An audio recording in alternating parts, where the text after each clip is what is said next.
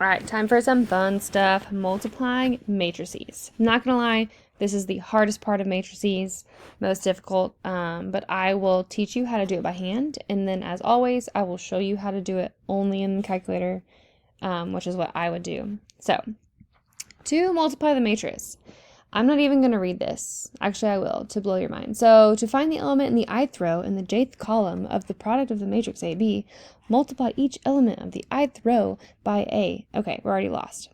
So, let's get our highlighters out. If you want to multiply a matrix, you first take the first row. So, let's highlight this. You would take AB, and then you're going to multiply it by the first column. So you multiplied the top by the left, and so we're going to put it in the top left. So your formula would be A times E plus B times G.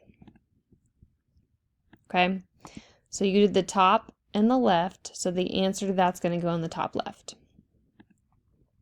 The next formula, if you wanted to find the top and the right number, you would take the top row and the right column, and that will give you the top right column. So you'd multiply A by F and add it to B times H.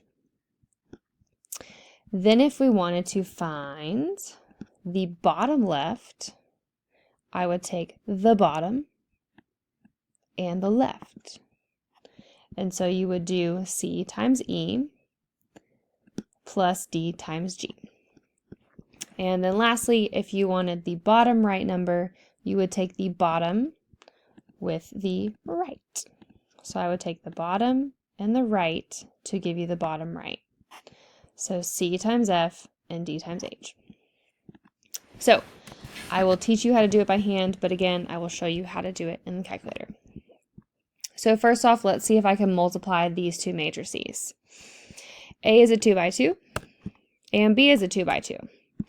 So since these numbers match up, I am allowed to multiply them. It is defined, and my answer would be a 2 by 2 matrix. So let's do it by hand. So I'm going to start with the top and the left side. So I'm finding the top left number over here. So you would do 3 times -1 plus 2 times 6. And that's going to go in the top left spot. I'm going to go ahead and fill in the rest of these before simplifying that. So let's do this top right. So I would look at the top and then the right side. So you would say 3 times 4 plus 2 times 5. So notice this row is here and here. Same thing for here. Your row are here and here. All right, now I'm going to do the bottom left. So the bottom and then the left. So it's going to be -7 times -1 and then 8 times 6, and we're going to add that together.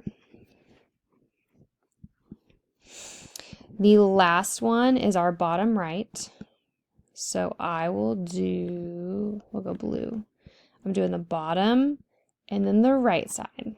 So the bottom would be -7 times the right side 4 and then 8 times 5.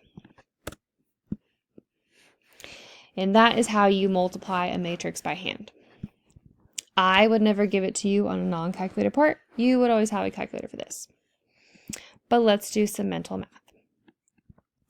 -1 times 3 would be -3, and 2 times 6 would be 12.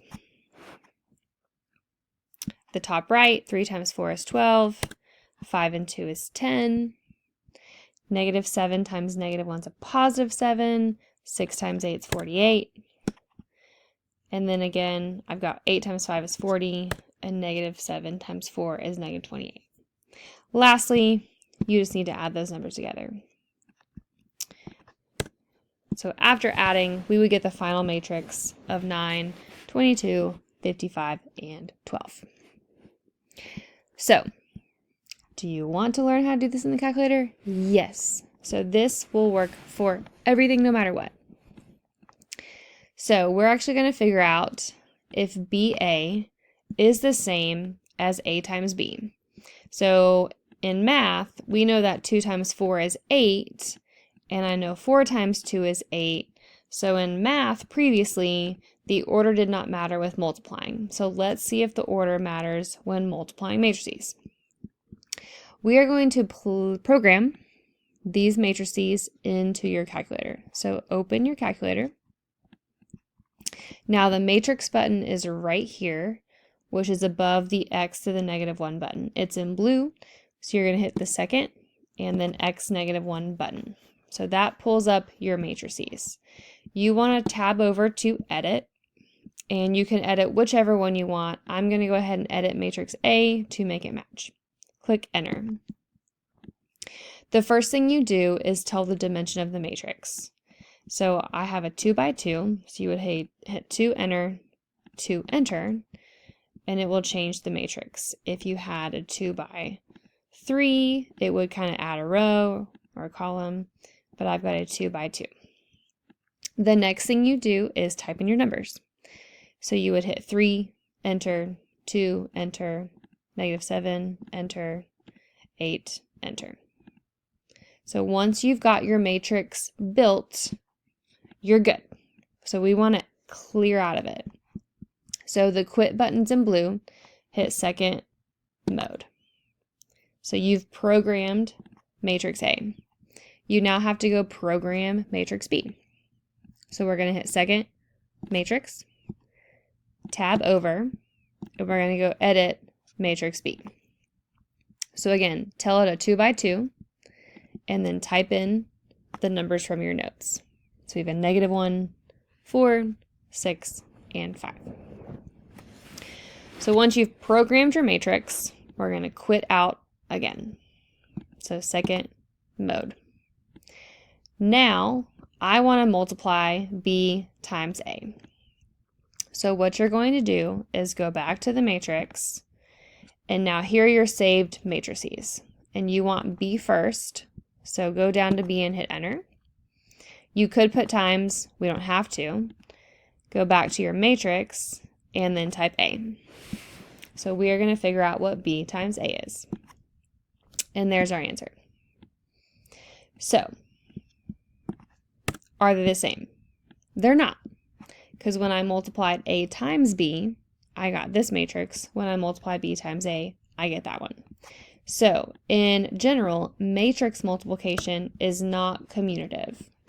So again, 2 times 4, 4 times 2, that's the commutative property. They're the same.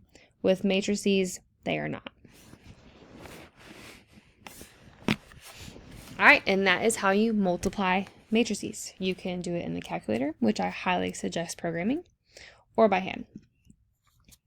So on the next page, you guys are going to get some practice programming in the calculator.